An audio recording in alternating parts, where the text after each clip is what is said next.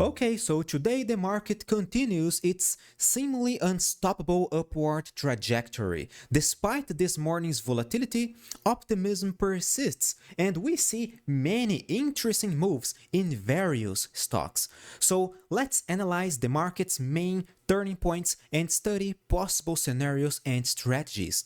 If you don't know me, well, my name is Nathan. It's a pleasure to see you guys over here. I'm a Brazilian trader practicing my English while sharing my thoughts and ideas on the market here on this channel. Here you'll find serious and practical studies without bias or guesswork. We just discuss charts and strategies. So welcome or welcome back to the Finance Hydra channel. Now, as we can see here, the SPY is stabilizing its price near yesterday's high, which is good. We are trying to break it today. This morning, we saw a very quick collapse over here, all right, leaving a relatively big shadow under the candlestick's body, which is right now apparently a doji candlestick pattern. But this correction over here seems to be just a short-term correction to the 21-hour EMA over here, and right now SPY is bouncing again. So we are maintaining the price above this short-term indicator, this short-term support level. As long as we stay above it, we are not going to trigger any meaningful sharper correction. And the most important turning point over here, the most important support level is still the 565. As long as we stay above this moving average on the 1-hour chart, we are not going to retest the 565. And if we do lose this moving average, if we retest the 565, that's okay. Only by losing this support level, a previous resistance level, the previous all-time high from July this year, only by losing 565, SPY would trigger a sharper correction on the daily chart, mid-term speaking. As long as we stay above our main short-term support levels, no correction will materialize. Period. The QQQ is struggling to break our main resistance level over here, 484, near the 484 area, alright? Right now, we are trying to break it. We are making a quite promising signal over here, suggesting that tech stocks could perform very well in the next few days. The most important support level is still the $476. Only by losing it, I see the QQQ making a sharper correction, seeking lower levels. But guys, as long as you stay above this critical support level on the daily chart, no sharper correction will materialize.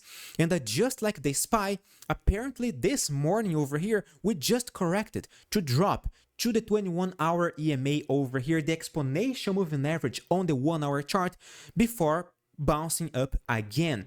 So as long as you stay above this moving average, as long as you stay above the 476, there is no chance the QQQ is going to trigger a sharper correction. We gotta wait for confirmation, alright? We always should wait for confirmation because trading is reactive. It is not predictive. As far as we stay, as far as the QQQ, the SPY maintain their prices above our main support levels, the bullish bias will just persist because trends persist until a clear reversal occurs. This is Dow theory, alright? If you don't know Dow theory, you should, because Charles Dow is the father of technical analysis, founder of the Wall Street Journal, and of course, founder of the Dow Jones Index, alright? This guy knows what he's saying. Therefore, this is Charles Dow theory. Trends persist until a clear reversal occurs, and this is why trading is reactive, alright? Not predictive. Now, we are trying to break the 484.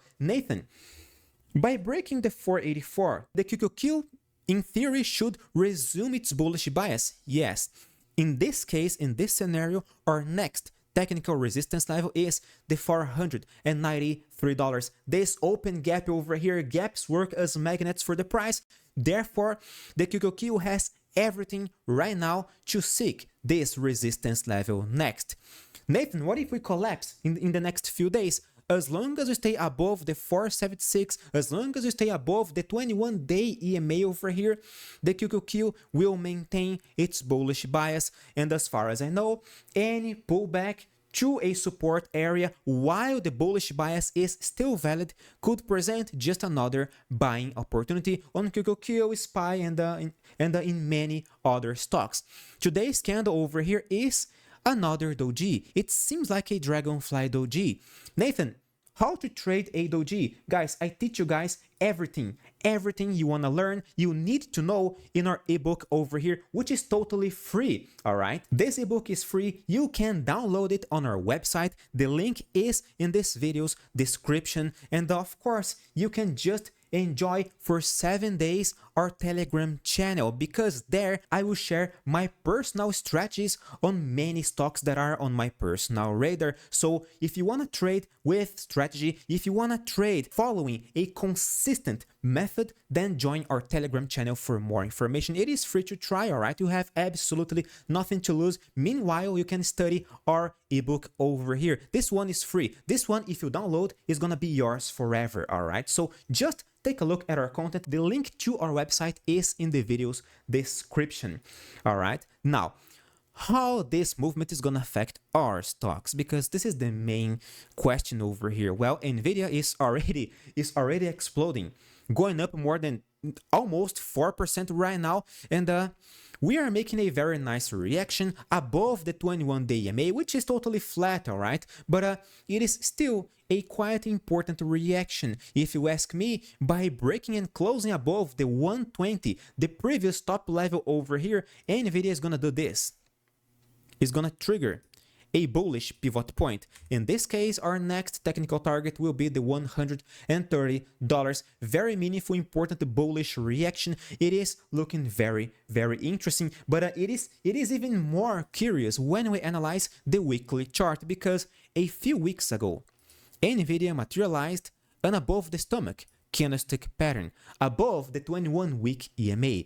I know we did a lower high, however, we made a higher low over here. We made a very nice bullish reaction above the previous low, around $90 over here, and above the 21-week EMA. Now, by breaking and closing above this, above the stomach's high, above the $120 by Friday, Nvidia is gonna trigger a very, very interesting bullish candlestick pattern over here, suggesting more upside potential. If you ask me, by breaking the previous resistance level around 130, Nvidia will trigger another meaningful, important bullish chart structure, call it bullish pivot point, a classic bullish indicator, all right? So therefore, it all depends on how Nvidia is gonna close this week on the weekly chart. By closing above our major pivot point on the daily chart, Nvidia will have a decent chance of retesting higher levels and potentially seeking the all-time high again. Now, regarding Tesla, we are stabilizing our price above yesterday's high, above the $245, our previous resistance level over here, which was supposed to be a resistance level. Right now, it could be a support level if we see Tesla losing momentum again.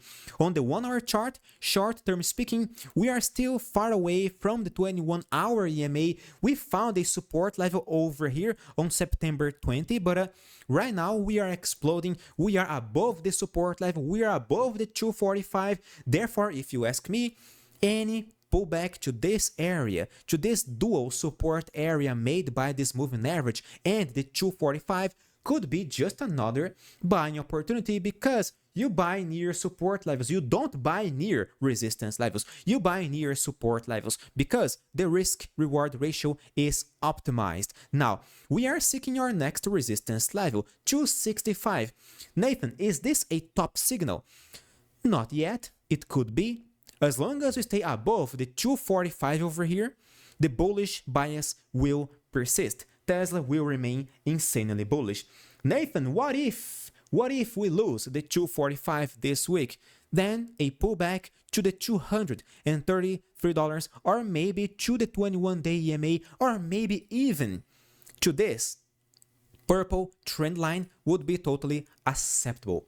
it is not gonna reverse the mid-term bullish bias because we still see a major bullish chart structure over here. We don't see any reversal structure here yet, but we could consider a pullback to one of these support levels if we see Tesla losing momentum and closing below the 245. Alright, it's a very simple situation. Meanwhile, we are still very bullish. AMD is also very bullish. We are about to retest the 162, our next major resistance level, and by breaking and closing above it, we're gonna trigger a bullish pivot point, just like Nvidia. Nvidia could trigger a bullish pivot point over here on the weekly chart. I see AMD on the verge of triggering its own bullish pivot point over here, alright? But it is closer than Nvidia. AMD looks slightly more bullish right now. Therefore, it has a lot of upside potential if we actually trigger this bullish chart structure over here. AMD looks very promising, alright? But we gotta wait for AMD to close above the 162 in order to confirm this bullish chart structure on the weekly chart. Meanwhile, our dear Palantir is dropping today, alright? It is collapsing more than 2%, while roughly everybody else is going up very, very sharply today. Look, NIO, 11%, Nvidia, almost 4%, Tesla, more than 1%, alright? Palantir is dropping more than 2%. Is this, Nathan, is this a top signal? Alright, well, it could be. Just like this one, this candlestick over here from September 19 could be a top signal, could have been a top signal. This one over here on September 17, another possible top signal. Therefore, today's reaction is a possible top signal. Nathan, what it takes for this top signal to be triggered? We gotta lose our short-term support levels like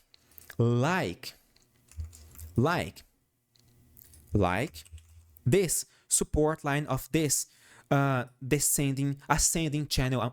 This ascending channel over here. By losing this key point, I do see Palantir losing momentum in the short term, possibly triggering a mid-term correction back to the 21-day EMA.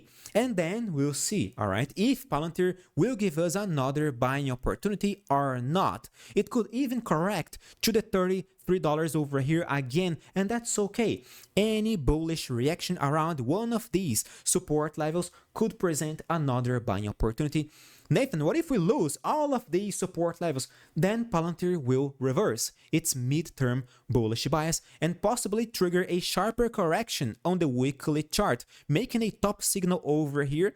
And in this scenario, we could seek the 21-week EMA again, and that's the most reliable support level on the weekly chart, if you ask me. Therefore, for now, let's pay extra attention on these key support levels: 21-day EMA, $33 ascending channel on the 1-hour chart. Then we'll see how to proceed. Of course, I'll be here every single day to keep you guys updated on Palantir, AMD, Nvidia, Tesla, SPY, QQQ, and many other stocks. Therefore, if you're still watching this video, subscribe to this channel, because here you will receive every single day unbiased analysis, only focusing on the technicals, only focusing on technical evidence, just facts without guesswork, gut feelings, right? No, just technique.